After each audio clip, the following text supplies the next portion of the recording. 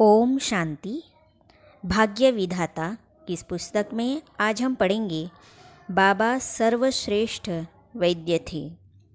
इस विषय पर हापुड़ से ब्रह्मा कुमारी सीतू दादी जी ने अपना अनुभव लिखा है। चलिए आज हम इसे पढ़ते हैं।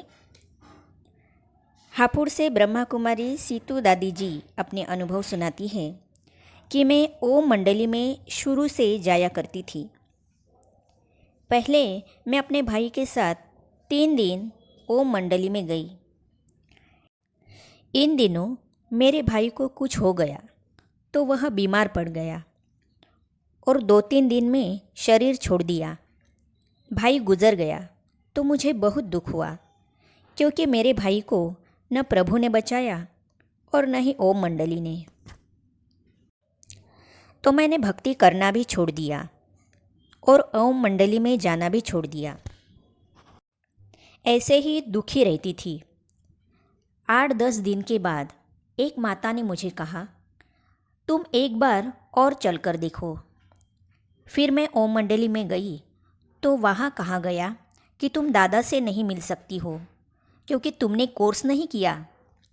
पहले कोर्स करो, बाद में दादा से मिल सकती हो। फिर मैंने कहा, ठीक है, दादा से नहीं मिलाएंगे तो मैं घर चली जाऊंगी।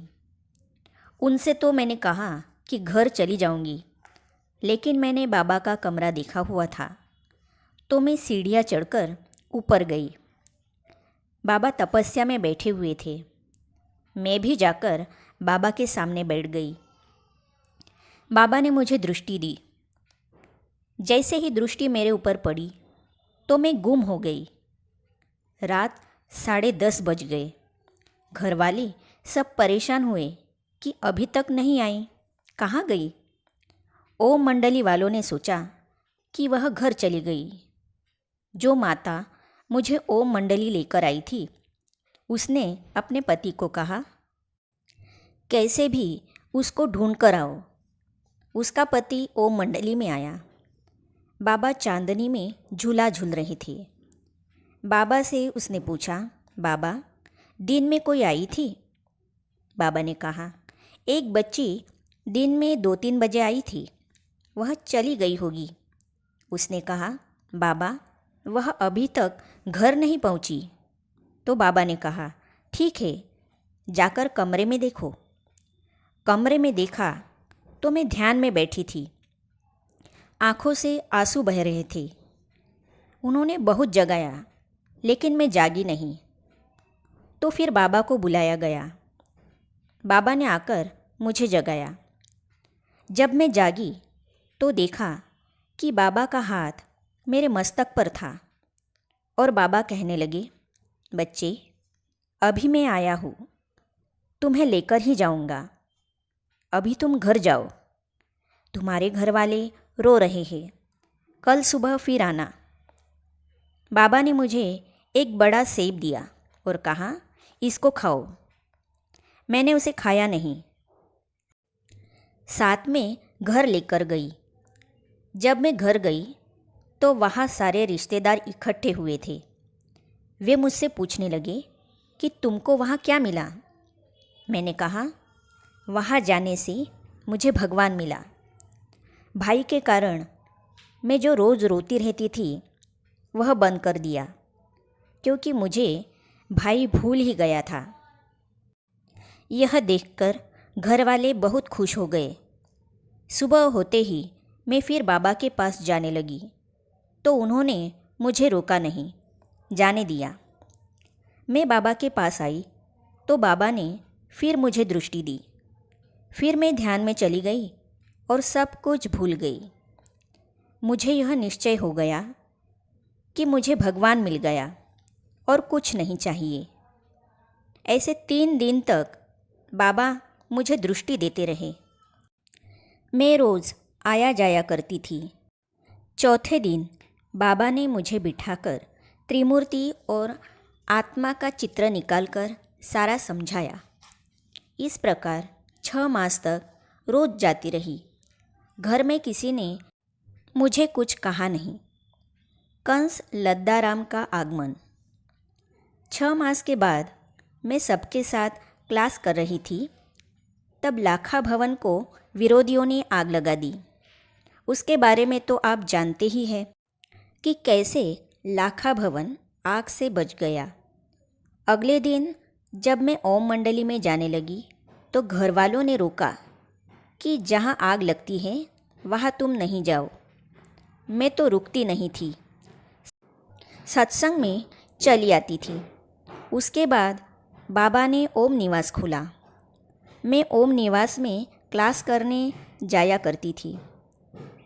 उसके बाद एंटी ओम मंडली वालों की पिकेटिंग चली। उसमें मेरा भाई भी था। वह मुझे सत्संग में जाने से रोकने लगा। मैं दादी माँ की लाल चादर ओढ़कर क्लास करने आती थी। 2-3 दिन ऐसे ही आती रही। इस भाई को मालूम पड़ गया। एक दिन बाहर जाते हुए देखा तो मुझे पकड़कर एक कमरे में बंद कर दिया, अच्छी तरह बंधन में रखा। ऐसे कुछ दिन बीते। इसी बीच पड़ोस की एक कन्या जो ओम मंडली में जाती थी, उसको एंटी ओम मंडली वालों ने बहुत मारा। वह 7 वर्ष की थी। उसको भी कमरे में बंद कर रखा था। उस कमरे के बीच एक दीवार थी जिसमें खिड़की थी। उस खिड़की द्वारा हम दोनों एक दूसरे की चिट्ठी का लेना देना करते थे। मैं उसके साथ खिड़की से बात करती तो उसने वहाँ से बातें करने से मना किया और कहा, तुम छत पर आकर बात करो। मैं ऊपर से बात कर रही थी कि उतने में एंटी ओम मंडली में एक आदमी था जिसका नाम लद्दाराम था, जो लड़कियों को मारता था। वह आ गया। उसने मेरे से कहा, तुम वहाँ क्या कर रही हो, नीचे आ।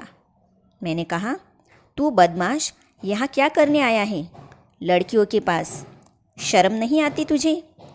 उसने कहा, तुम नीचे आओ, बता दूंगा कि मैं क्यों आया हूँ। इतने में किराएदार वहाँ आ गया। उसने लद्दाराम को ही कहा कि तुम यहाँ क्यों आए हो। किराएदार को पता था कि इसने ही लड़की को मारा था, इसीलिए उसने मेरे से कहा, तुम ऊपर ही रहो, नीचे मत आओ। ऐसे कहकर वह दरवाज़ा बंद करके चला गया। लद्दाराम नीचे खड़ा होकर बाबा को जितनी भी गाली बकनी थी बकता रहा। उसे गाली देते हुए सुनकर मुझसे रहा नहीं गया। मैंने दरवाज़ा खुलवाया और फैसला कर लिया कि आज मेरी मौत होगी या इसकी। मुझे पहले ही पता था कि लद्दाराम आने वाला है और वह आएगा तो क्या करना है, यह भी सोच कर रखा था। इसीलिए मैंने एक रुमाल में लाल मिर्च का पाउडर बांधकर एक गमले में रखा था। जब मैं नीचे उतरी तो उसने मुझे ज़ोर से थप्पड़ मारा, जिससे मैं उस गमले पर जाकर गिरी जहाँ मैंने रुमाल रखा था। मैंने रुमाल उठाकर लाल मिर्च का पाउडर उसकी आँखों में डाल दिया। उसको पता नहीं था कि यह मिर्च का पाउडर है। वह चिल्लाने लगा कि दादा ने इसके हाथ से जादू भेजा है, इसने मेरे ऊपर डाल दिया, मैं अंधा हो गया। ऐसे कहते चिल्लाते हुए वह बाहर गया। उसके बाहर जाते ही मैंने थोड़ा बहुत गिरा हुआ पाउडर साफ कर दिया ताकि किसी को पता नहीं पड़े। उस आदमी ने ही 7 बालिकाओं को ताले में बंद करवाया था। उनमें थी गंगे, मनोहर आदि। उसने एंटी ओम मंडली वालों से कहा कि मैं कभी उनके पास नहीं जाऊंगा, नहीं तो वे मुझे मार देंगे। फिर उसने ही इन 7 बहनों को ताले से छुड़ा दिया। उसके बाद हम सब छुटेली हो गई, युक्ति से मुक्ति पाली। इस अपने अनुभव को सीतू दादी जी ने जो कहा है उसे हम पढ़ेंगे अगली कड़ी में। तो इसे जानने और पढ़ने के लिए इस चैनल को सब्सक्राइब करने के साथ ही साइड में जो बेल आइकॉन है उसे भी क्लिक कीजिए ताकि आने वाली सभी वीडियो और अब तक की सारी वीडियो आप तक पहुंचती रहेगी। ओम शांति।